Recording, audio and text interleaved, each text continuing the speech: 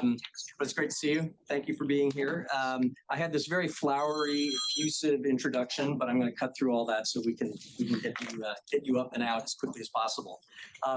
But for all of you who are here and maybe here for the first time, this is the first session in this fall's Education Policy Colloquium Series, sponsored by the Program on Education Policy and Governance, under the leadership of Paul Peterson, who's here to my right, and Marty West. My name is Jim Pizer. I'm an academic visitor here at the Kennedy School, and until, or since, I should say, 2015, or prior to since 2015 to 2022, I was Secretary of Education here in Massachusetts. In addition to this event today, we convene on mostly Thursdays during the semester, both during the entire academic year in the fall and the spring.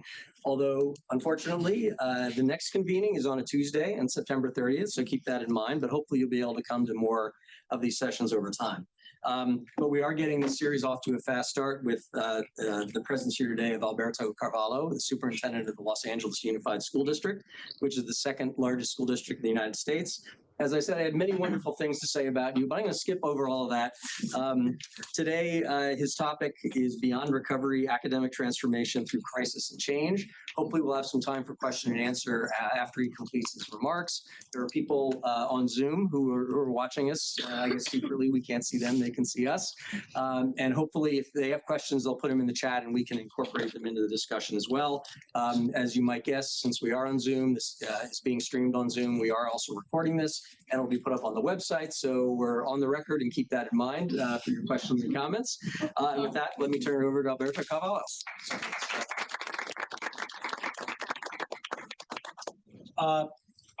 Good afternoon, everybody. I apologize for the delay. I was just teaching a class, co-teaching with Paul, and we did not have it in our hearts to leave anyone student behind. It seems like the entire class had a question, and we exhausted all the questions before we left. So I apologize to you for the slight delay.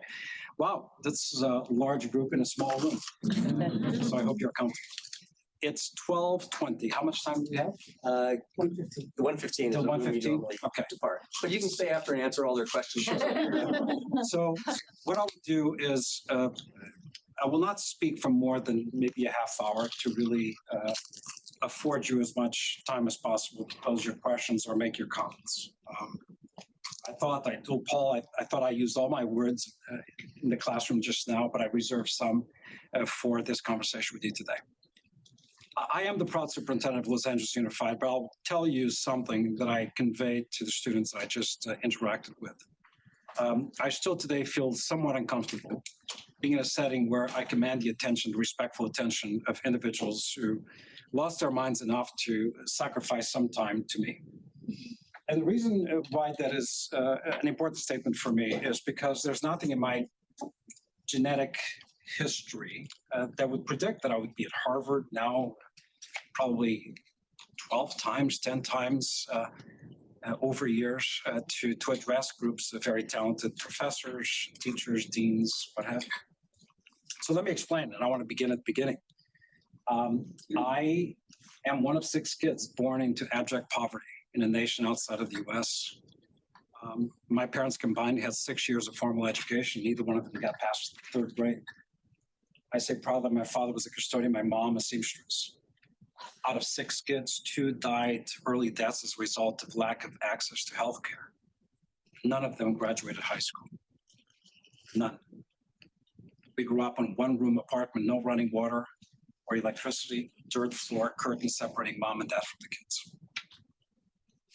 So I reject with everything within me this premise that social conditions, regardless of how difficult they may be, are lifetime arresting anchors that so limit students' ability to actually at least bubble up, swim up to the surface and beyond.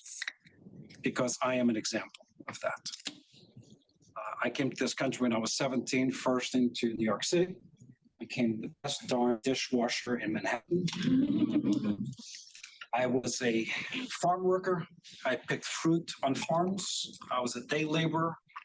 I did roofing, asphalting, nasty work that many who lived here wouldn't want to do it. I am an immigrant, a proud immigrant.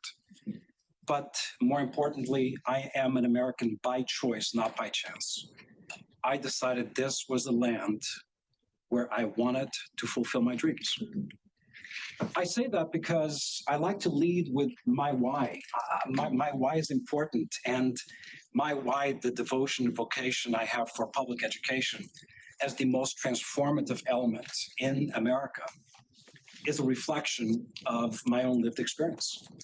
It also explains the circumstances surrounding my brothers and sisters, all of them powerfully intelligent people. It was not an issue of capacity, ability. It was an issue of opportunity. It's also an issue of demand. The economic demands and necessities of the time were a higher imperative than continuing education. But also, they did not have a reference point for somebody in our family to have made it past third or fourth grade, or maybe eighth grade or 10th grade. And 10th grade was the highest grade that any one of my siblings ever got to. What I've learned in the process is once one makes it past the door, and if they keep the door open, everybody else will follow. So I have a younger brother, much younger brother. He is a very prominent oral surgeon in my country of birth. And the highest level of praise that he's ever conveyed to me is that I served as his inspiration. Is the fact that I made it through told him he too could make it through. So the power of creating a precedent is important in a family, in a classroom, in a school, in a community, in a society. I believe public education and democracy are two sides of the same American coin. One enables, feeds, supports, preserves the other. There is no democracy without education. And there is no democratic society without a powerful public education system. Education made me and saved me. Made me and saved me in my country of origin, has made me and saved me here in this country. I have to continue the story a little bit more. You know, life in America was not easy at first. Life in America is not easy now. The challenges are different, but the journey is very similar.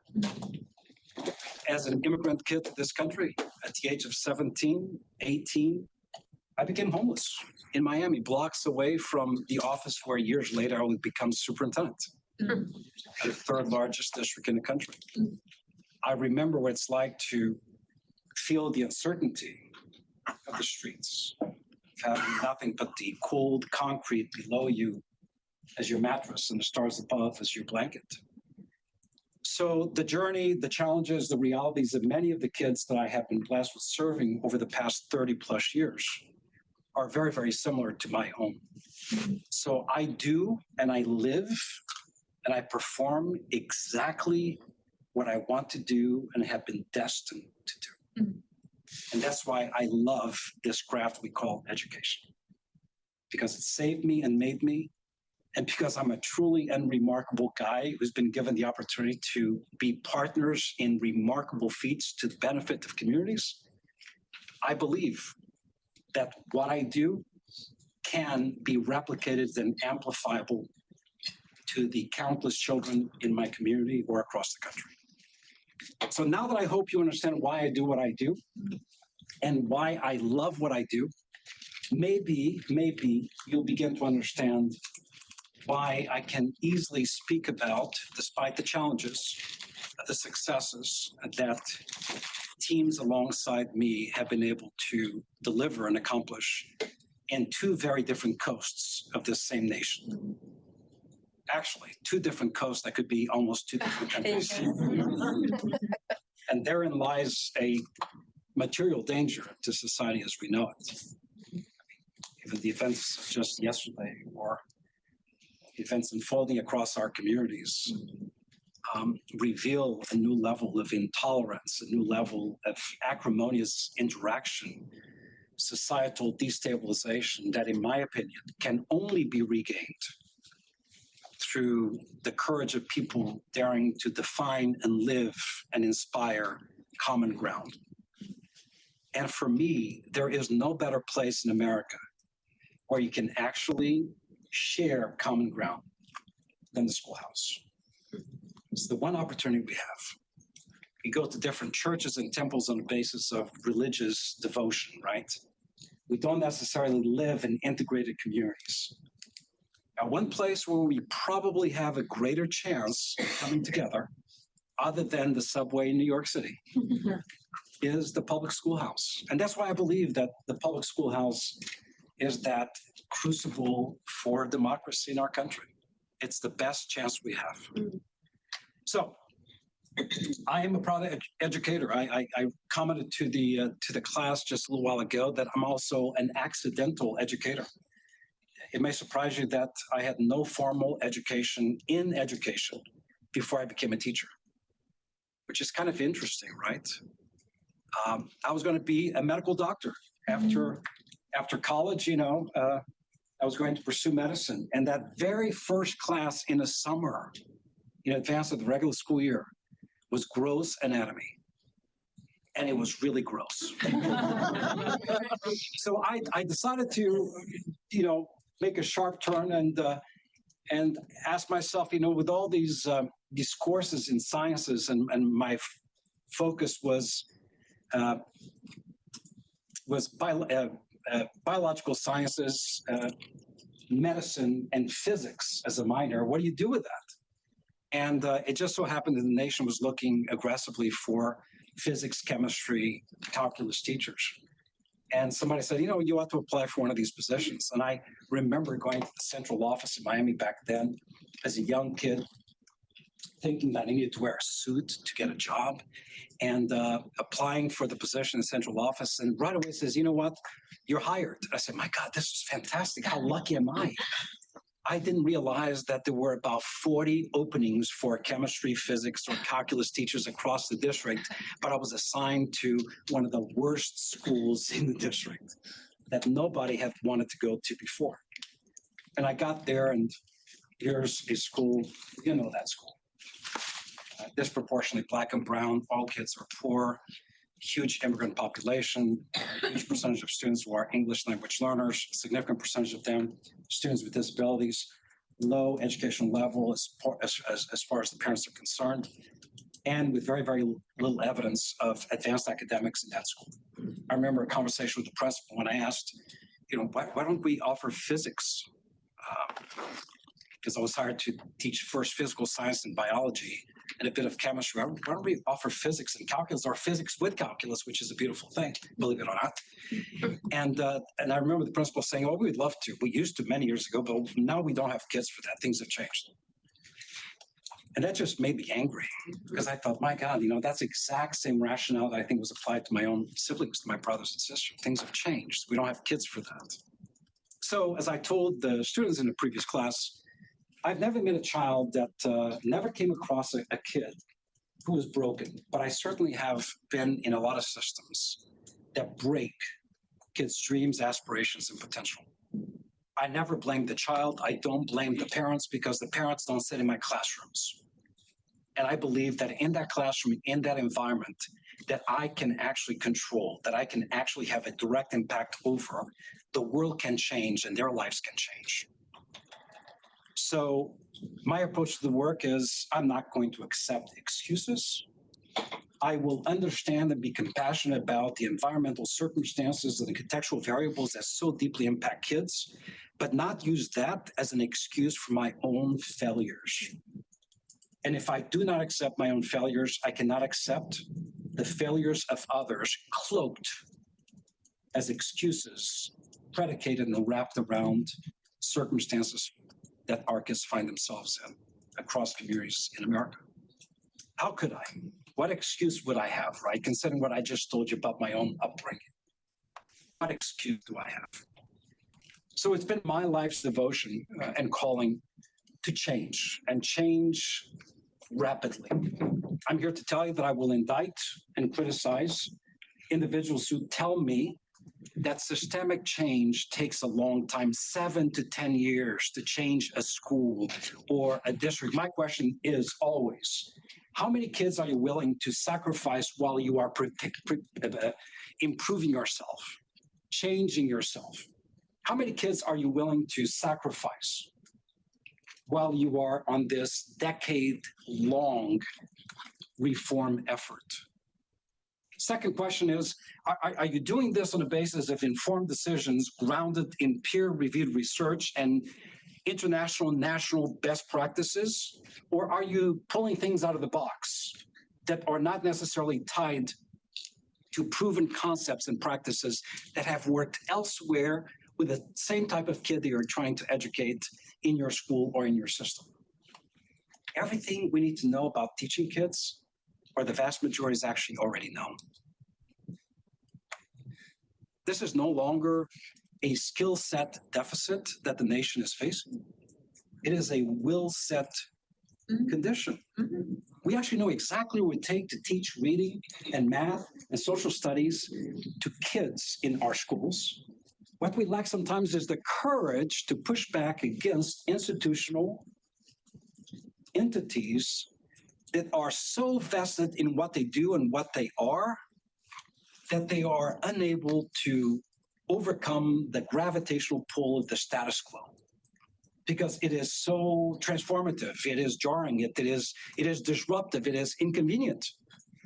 And because it is inconvenient for the adults, the kids suffer often.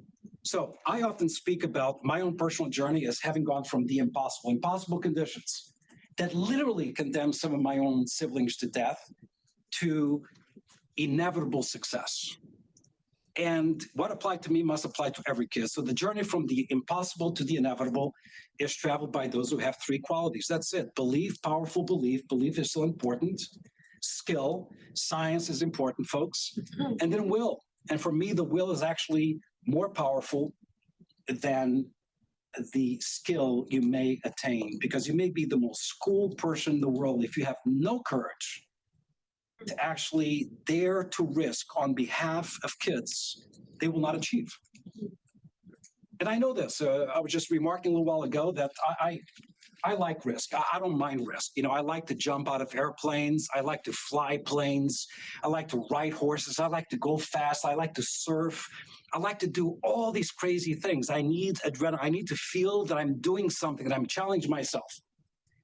But I have to say that a lot of folks, you know this, come across folks through your professional career. You say, my God, so many kids are depending on you, right?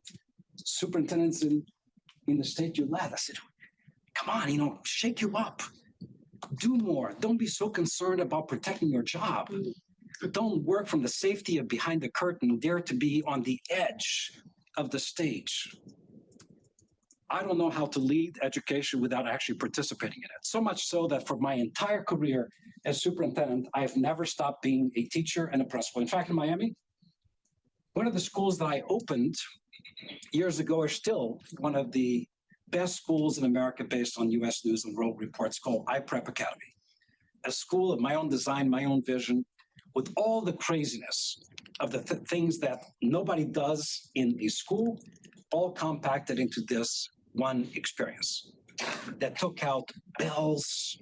Kids can get up at any time and go and grab a piece of fruit. They can learn algebra while running a mile in a treadmill. Teachers are knowledge facilitators that have been taken from the front of the classroom into roving entities that can monitor, inspire, coach the teaching within that environment.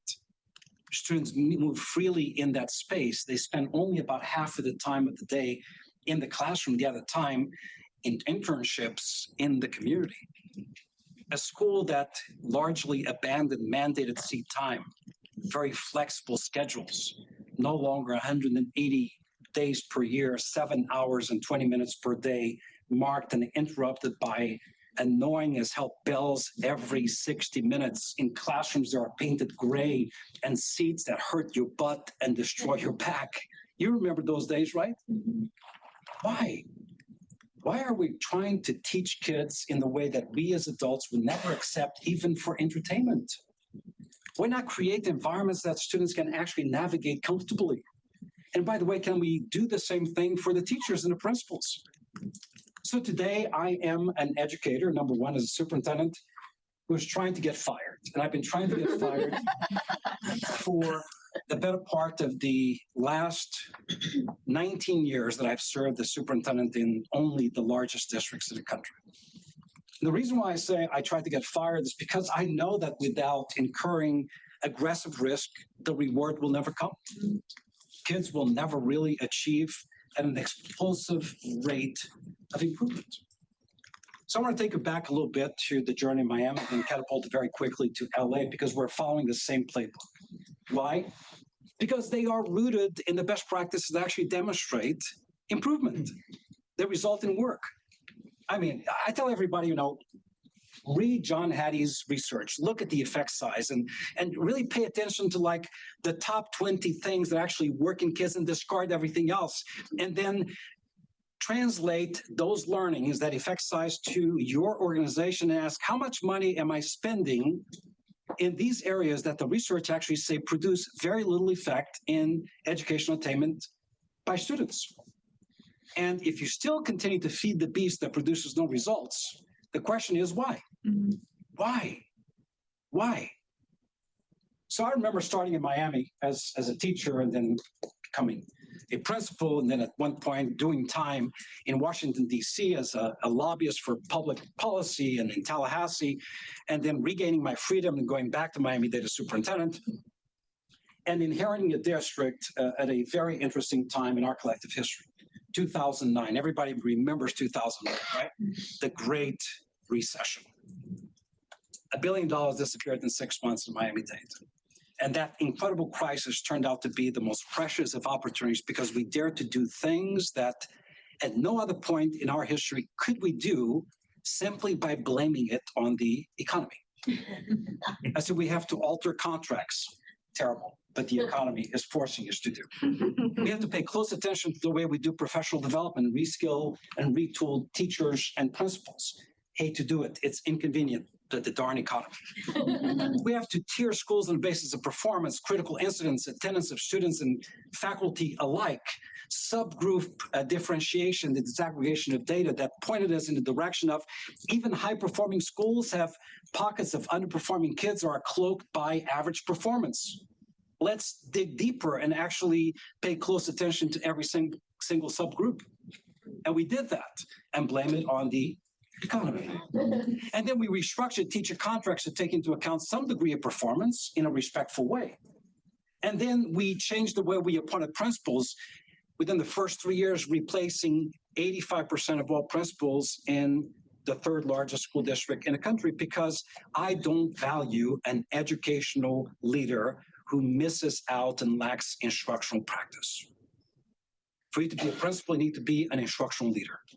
You need to know the practice. You need to be able to go into a classroom and observe, be able to coach and model. You need to be able to create differentiated approaches to all students. You need to be able to inspire your faculty. You need to negotiate community-based relationships with your school.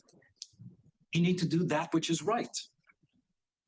They need to bring harmony and coherence to the entire district. I need systems that inform me, not just in a post-mortem approach, telling me how bad kids did or how well kids did. I need to know throughout the year how they are doing.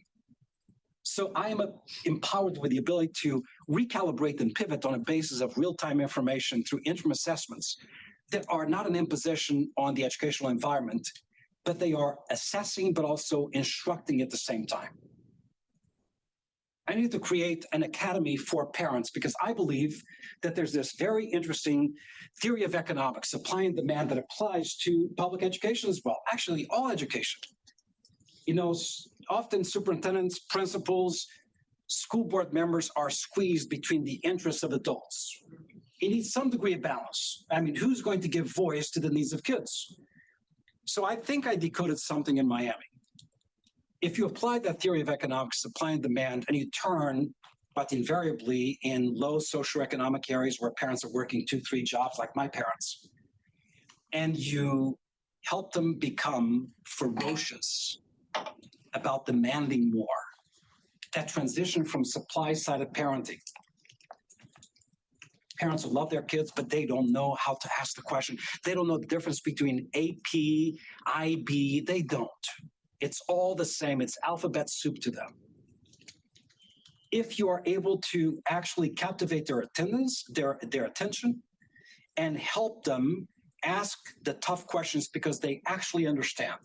They understand the performance of their children, the environmental conditions in their school, the teacher efficacy of their teachers, the leadership qualities of their principals, the enrichment activities in the school, the before and after school experiences, what kids are eating in the classroom, the cleanliness of the bathrooms. Just imagine parents who on the first day say, Mr. Principal, tell me about this, and this. So I made it my mission to educate parents on that transition from supply-sided parenting to demand-sided parenting. I have no doubt that somebody here is a demand-sided parent. That parent, like my wife, Paul, who knew exactly where the best school was, who the best principal was, who the teacher in the best school was, and wanted our most gifted child to be in that classroom. So this evolution from supply-sided parenting to demand-sided parenting led to demand-driven reform. Demand-driven reform, I have now empowered a critical mass of individuals, particularly parents, who know enough about what you do that they pose a threat to you, so much so that you cannot sit on your job. You have to perform. And I love that fire from that level of community, true strategic community engagement that checks all of the other adult interests. They are so pervasive in educational institutions. By prioritizing schools and accepting responsibility for the lowest performing schools in Miami and now in LA as well, by basically welcoming in Miami 89 schools, in LA 121 schools, as reporting directly to me. And let me define these schools: all Black and brown, high levels of poverty. If you look back at performance over the past 50 years, they have either stagnated, in some cases actually regressed. These were the schools in Miami where the graduation rate for the high schools were as low as 35%, while the district-wide graduation rate was 58%. Shameful. These were the schools that had no AP offerings, no honor offerings. These were the schools that artificially improved graduation rates, but the students were going nowhere because post-secondary success was not measured. These were the schools. These were the schools my brothers attended. So by the time we left Miami, we had exploded choice, meaning creating opportunities for choice for parents. Whether we're talking about independent charters, district managed charter schools, career academies, thematic instruction, single gender schools within schools, I can go on and on and on, because we became a portfolio district where when I started, 30% of the kids had parents who were making decisions about the best fit for their child. By the time I left, over 80% of the kids were in schools driven by parental choice, largely delivered through the public school system via contract or partnership or internal design. And what happened in the process? When you accepted accountability and changed the world, when you deployed enrichment activities for the students and the parents, when you tiered the schools and used equity investments specific to performance indicators, meaning I'm not going to devote equal time to a school that is performing at a very high level and all the indicators are on the up and up. I will dedicate 90% of my time to those 10% of schools that have never succeeded. Create new levels of earned autonomy. If you're doing great things, God bless you. Continue to do what you're doing. I will support you. If your performance is okay, but there are subgroups that are not performing, you're tier 2, meaning you need very targeted assistance. If across the board your performance is low, subgroups, reading, math, then you're my school. Then you are a priority school. Then you are in the education transformation office and you report directly to me. And there, until you exit, everything is regulated. You get more money, but money alone is not a strategy. It's never been, will never be. More accountability, more support, academic coaches to elevate the skill set of teachers, interventionists, push in, push out, before, after school, academic acceleration, mandatory enrichment. That means you're going to pick up an instrument because the instrument will help you develop your math skills. We're going to create a why that will draw you to school. Parents are going to be actively, aggressively recruited to participate in those family academies. School for everyone all the time. And yes, for those parents who are busy, you can connect 24/7, anytime, anywhere with the system. We did this in Miami, and the results by the time I left, 80% of the kids in non-traditional programs. Secondly, graduation rates soared from 58% to 90%. No school below 80%. Florida designates letter grades by schools, A through F. When I first started, there were dozens of schools labeled F and D. By the time I left, 0 schools labeled F, 0 schools labeled D. The school district becoming the first urban district in Florida to be rated an A district. Now, in its 5th year in a row. AP performance, top of the nation. NAEP performance, the gold standard of American assessment. 4th graders and 8th graders, number 1 and 2 in a country in reading and mathematics. Don't tell me that it can't happen. And then, of course, I responded to the call and I went to LA. And one thing I realized, kids on the East Coast and the West Coast, guess what? I know this is stunning admission. They have the exact same number of chromosomes, which means their innate ability to learn is exactly the same. So if it's not the kids, what could it be? Is it the water, Pacific Ocean, Atlantic Ocean? Is it earthquakes versus hurricanes? What is it? No, none of that. It's not the things we can control. It's actually things we can control. They're making a difference or not in the lives of kids.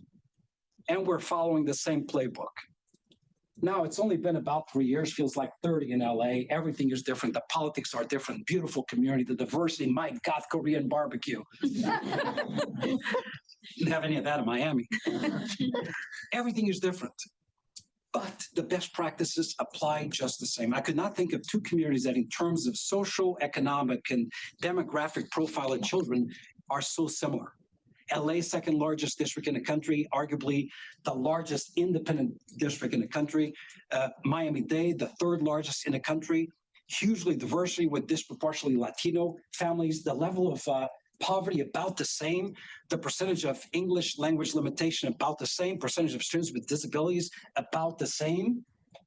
Because you may have noticed that, children with autism on the spectrum are born to Republican and Democrat parents, and they all will learn the same. Poor kids can grow up in a red, in a blue state, or a purple state.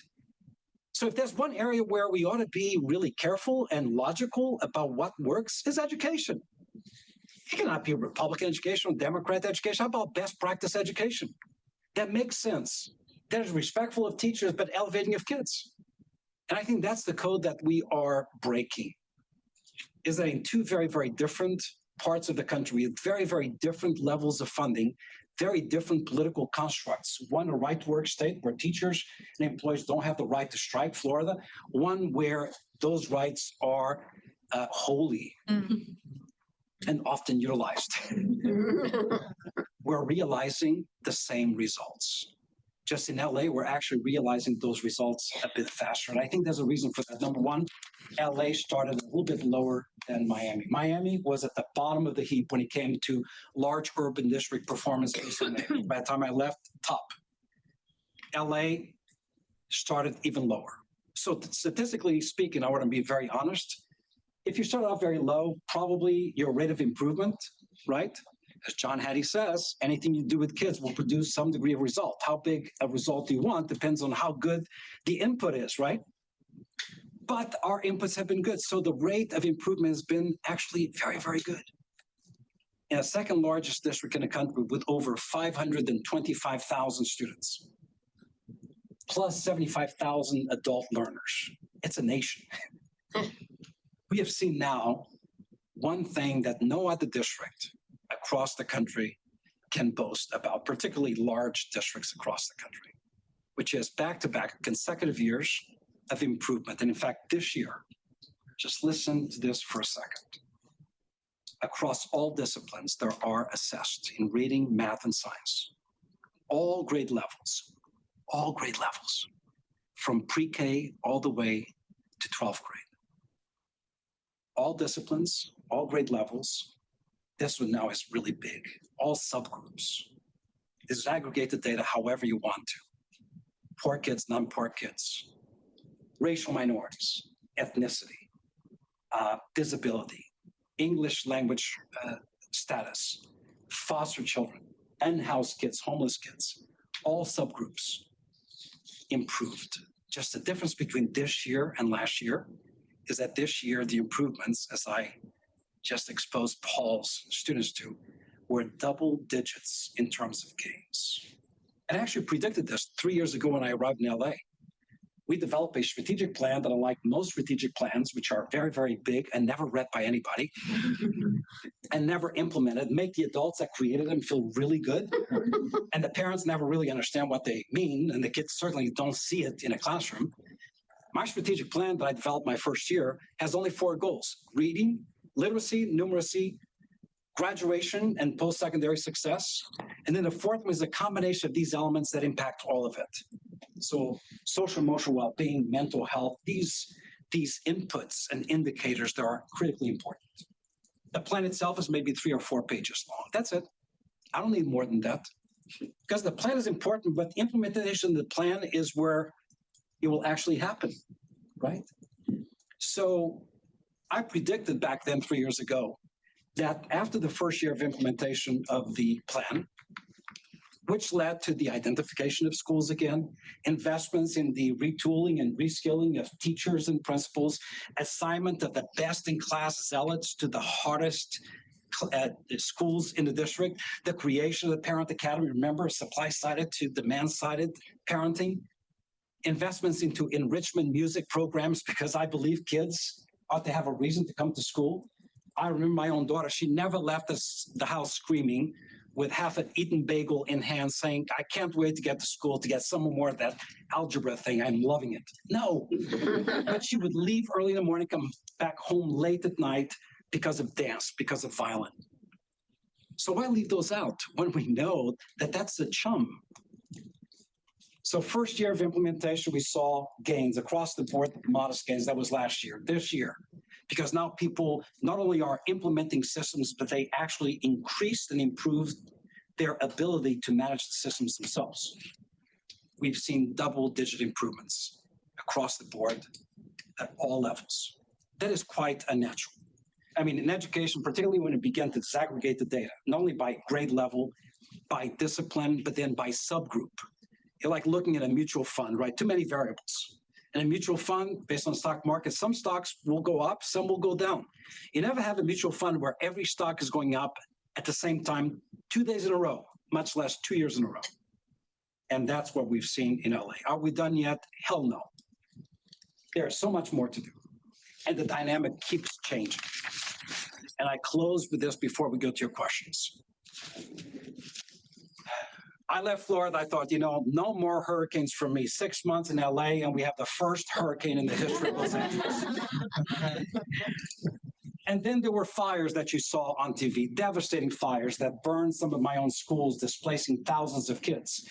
The smoke and the nauseous fumes and particulate matter lingering over the community for days, forcing the wholesale closure of schools. And then, and this is not a political statement, ICE immigration rates that have caused fear in a community that has a huge immigrant constituency. I'm one who believes that we don't have sidewalks for immigrant kids and sidewalks for everybody else who walk to school. They all walk the same sidewalk of hope and opportunity. But the visuals associated with individuals jumping out of vehicles with long guns in hand and bandanas and masks and helmets and vests are shocking to most adults. Just imagine the impact they have on a 6-year-old. So I proudly stand as the protector of children. We don't ask for immigration status from our children and their parents. I have both a professional responsibility, legal responsibility under the Constitution of the U.S., under the Equal Protection Clause that protects a child's right to learn independently of immigration status. But then there's the other part of me. Remember that part of me that said, I'm an immigrant to this country? What kind of immigrant do you think I was? So I possess both a professional and a moral responsibility to stand in for those kids. And those kids are doing things that amaze me.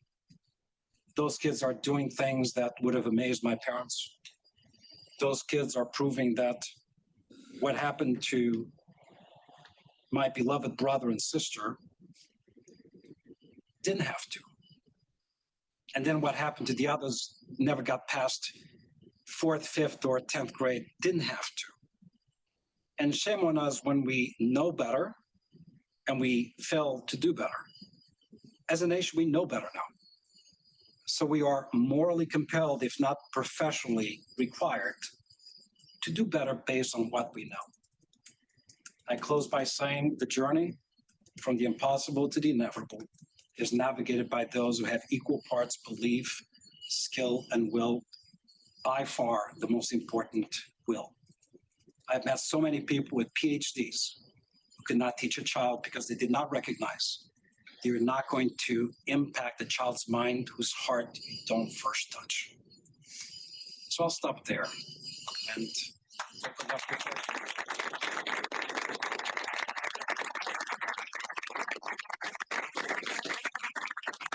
Alberto, thank you very much. That was compelling, coherent, Position inspiring. drink. Yeah, that's my drink, but go ahead. You don't mind? Just one quick follow-up before opening up to the rest of us here, picking up on your last point. So if it were 6 years ago, before COVID, before the wildfires, before the immigration enforcement crisis, you could certainly see people falling in line behind you and following your vision and your strategy. Although, as you know, it's never quite that simple, even in the best of times. But how do you keep people in the system? And that means sort of the educators, administrators, the parents, and the students. How do you keep them focused on the change that you're trying to implement, the learning that you're trying to inspire and support, without sort of losing, being demoralized or losing sight of what really matters for all the noise that's going on the outside? It's a very important question. So I'll answer it from a historical perspective, but also bring it to the here and now. The same way that during the bombing of London during World War II, kids kept learning in the tube underground. The same way that Ukrainian children today continue to be educated below ground. The same way that children in Africa, when Boko Haram comes in and burns their school, they're educated under a tree. There's this powerful belief, as I said earlier, that you're never going to have a set of circumstances that are perfect for kids to learn. But that does not mean that learning needs to stop. These are powerful challenges right now. What I think we have going for us is that we were blessed with the ability to deliver 2 back-to-back years of very, very powerful results. They have created credibility in the community.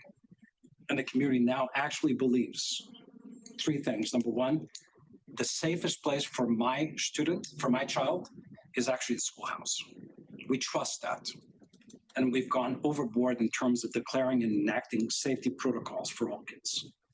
Secondly, the results have been so powerful that whether we're talking about teachers, principals, organized labor entities in many instances, locally elected officials, state entities are shouldering part of the weight, meaning you've heard the statement, right, that success has many parents, failure is an orphan. A lot of people are coming to visit LA now. I mean, the superintendent of schools for the state spent the entire first day of school this year by my side as I went from the bus depot at 5 o'clock in the morning to visit schools, because it's successful. People want to take part credit for that I love that. And then the third element is the best predictor of future success is past performance. So people are intellectually and via participation investing in what they now see as the emerging trend of performance, right? We improved chronic absenteeism, which continues to vex the entire nation, decreased by over 50%. We restored attendance back to pre-pandemic levels.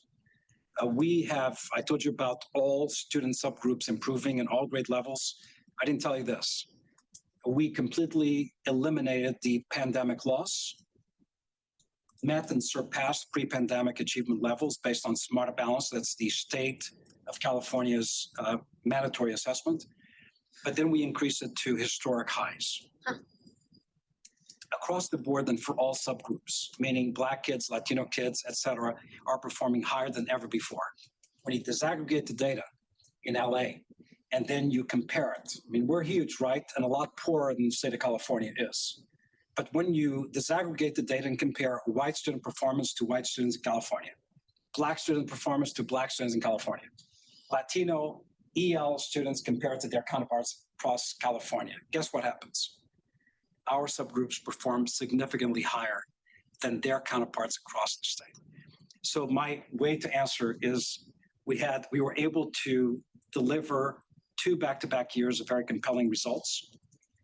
We did not fire a single teacher yet for economic conditions, no layoffs, even though economic conditions are terrible. We were able to come out of the ESSER pandemic investments, COVID investments, into a reality that excluded $5 billion from our budget without curtailing services in schools, which is a feat, by doing everything else, decreasing administrative expenditures by a lot, freezing the salaries of people at the top, investing at the bottom, elevating performance. So if I were to start doing this work right now in the middle of the chaotic conditions, I think you're right. Probably we would not be seeing the level of support and belief in the system that we are seeing. Questions? There we go. Lots. Up to you. Please. Hi, I'm Linda. I'm a first-year policy student at Kennedy School, but also a business school at Stanford. And one of the classes I'm taking right now is called Government Turnaround, where we look at broken systems and the how of actually turning things around. You spoke so much about the what of what you accomplished, which is super impressive. I'd love for you to pick one of the most challenging reforms that's incredibly difficult to actually implement and speak a bit about the how you actually made it happen at a system level. And then if you have time for a second question, I haven't heard AI so far. So let's get your take on how you're thinking about AI with this. Oh, great. So remember I talked about tiering schools and really turning funding that was one-size-fits-all driven, much like the educational options for kids. One-size-fits-all, everybody starts at the same time, ends at the same time, and gets the same thing. It's a stupid concept. Simply tiering the schools and say to this one group of schools, we're going to resource you more in exchange for additional accountability and voluntary support. You will accept the presence of support entities beyond your school staff that will, on a daily basis, coach, model for teachers, will provide interventions in the classroom beyond the classroom teacher, additional protocols for enrichment and acceleration beyond the regular school day. That is a tough thing to ask, particularly when you approach it not just for 1 or 2 schools, when you approach it for enough schools that actually, in terms of student membership, would constitute a district that is larger than 95% of districts in America. So when I talk about 121 schools, we're talking about thousands of kids. Doing that at scale in that strategic and very coordinated way is a big challenge. How did we do it? I actually relied on a lot of the results from Miami. We pointed to the practices and the results they achieved. And I remember being in front of crowds, town hall meetings, where I put up a slide of this is the LA reality in this group of schools: reading, literacy, numeracy, graduation rates, attendance, chronic absenteeism, and then juxtaposing over that a similar slide to kids of the same grade, meeting the same socioeconomic and demographic profile. And I would define that. I mean, these are virtually kids living in the same conditions, same circumstances. Look at the difference. The delta is achieved by these practices. So can we do this here? Simultaneously, I was developing that family academy. helping parents understand what quality is, how to interpret quality, how to become demanders of improvement. So one of the cool things, how did I do it? Was a reflection and implementation of practices that are known to work, bringing the spotlight to the current reality in LA and projecting what it could become, not on the basis of just an idea, but on the basis of what's already been done. So how did that happen? And then we went through the list. You know, new professional development protocols, the education transformation office, the expansion of educational opportunities, the push in, push out, pull out model, the interventions, the coaches, everything that we know works, the additional enrichment activities. While I was creating a chorus of educated support for the initiatives through the Family Academy, that transition of supply-sided to demand-sided. And it's worked now in two very, very different districts, miles apart, but with the same intentionality, because this is work that's grounded in best practices. This huge, a difficult one, adopting systemically science of reading with instructional materials at a high enough rigor that follows the principles of science of reading and really re-educate the workforce into that. It is working, but it is hard. I've been much more aggressive on technology than I am today. Speaking with Paul, because for a while we did not have research on the secondary impact to the human being, the student, as a result of use, overuse, or even addiction to technology, screen time, etc. I made some mistakes. You know, I felt like everybody else across the country, one-to-one, everybody needs to get to one-to-one, and then connectivity for all. And then probably still the right thing to do, but toward what end? And were there trade-offs? And were there possibly at that time even better investments than the one-to-one? So we are now looking back and looking at policies. And since we are a massive system, we actually know the number of minutes by age group that students are spending attached to technology and tech tools, AI, et cetera. We can measure it. And we now have some research that points to maybe the recently released 12th grade NAEP data as having been influenced by this overdependence on technology that has maybe frozen a natural evolution of critical thinking. So we are in the middle right now of revising policy on the basis of what we know. I hope that answers both of your, we'll go to you. Hi, Hollis Robbins, MPP 90 and alum, and also former dean in the Cal State system. So we get the students after you have them. I was interested in the two places where you talked about quality of teaching. You talked about your wife knowing the best teacher. You talked about the principals having classroom instruction, and yet all the data has to do at the level of the institute, you know, graduation rates, retention rates, all sorts of other rates. Can you talk a little bit about the thing that can't scale, right? A good teacher is a good teacher. And so how do you, or what are the policies or best practices you put in place to recruit and get good teachers, and how specifically are they part of the best practices? So two things. Number one, when I speak about teachers, I remember No Child Left Behind. Teacher quality was a big issue back then. And then I always struggled with that. What is teacher quality? Because people looked at teacher quality on the basis of mainly two elements, 2.5 elements. The 0.5 was actually student attainment, right? That was attempts at measuring that and actually reforming teacher evaluation policies in states were attempted, and they largely failed. But the other two is, how long is a teacher in the same classroom, in the same school?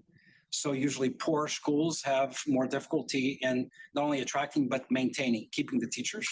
And you see a huge disparity in terms of teacher experience in hardest to staff schools versus others.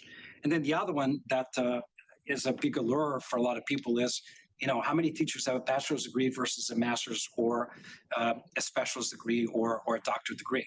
Well, the research on the first one is actually quite compelling. There's really no connection between, with a few exceptions, advanced academics. So the person who's teaching AP physics, calculus, extreme content knowledge is key in those areas. Aside from that, particularly the elementary, middle level, there's no distinction between educational outcomes produced by children taught by bachelors versus masters. That's why I say the will set is more powerful than the skill set. So specific steps that we've taken is we have implemented in Los Angeles as well as in Miami processes that prioritize the hiring and staffing of the hardest to staff schools before we open it up to all other schools. This is a way of funneling that initial wave of talent into schools that are usually kept for last. Secondly, when that fails, meaning we don't have enough teachers for the entire district, I can say this is the third year in a row, and I've only been there 3 years because my first year we went to spring break with 750 teacher vacancies. We came out of spring break with 0 because we did internal recruiting. Do we have a teacher shortage crisis in America? Maybe. But can we begin to look at policies of talent utilization first? I submit to you that there is a huge number of teachers, but have different titles, spread out throughout schools, regional offices, and central office.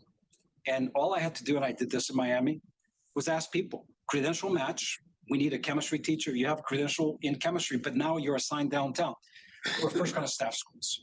And this is the third year in a row that we have 0 teacher vacancies in LA. And I mean, you're always going to have an open position. People go on pregnancy, maternity leave. People, leave the school system and retire.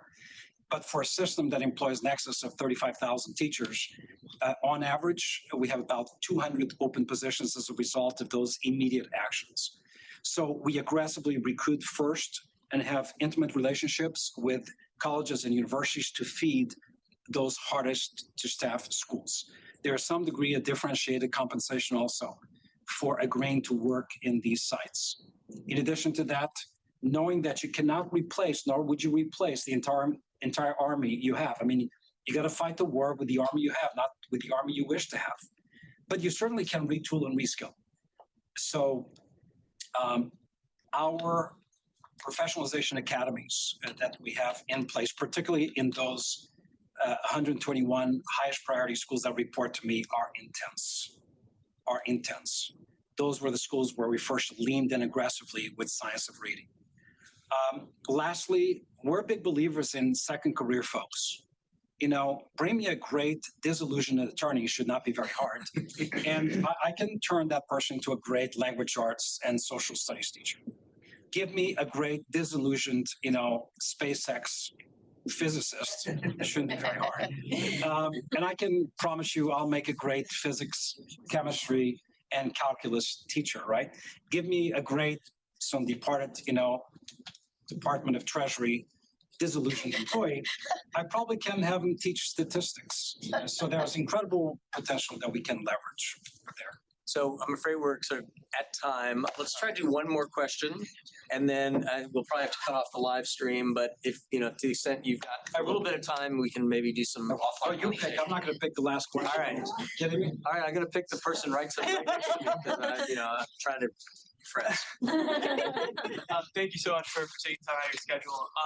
I'm curious, my name is Dhruv. I'm an MPP student here at the county school. I serve on my hometown's Board of Education, so really interesting to hear the superintendent perspective. Are you an elected board member? Yes.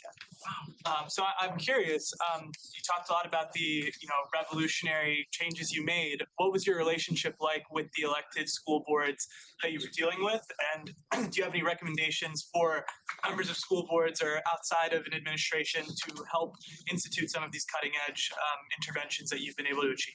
Yeah, my strong advice, number one, I have a terrific working relationship with you do know that usually large urban district superintendents don't last more than about 3 years.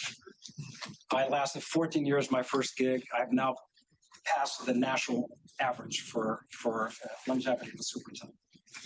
There is a dynamic between the executive and the policy board, one that I hope the board understands well.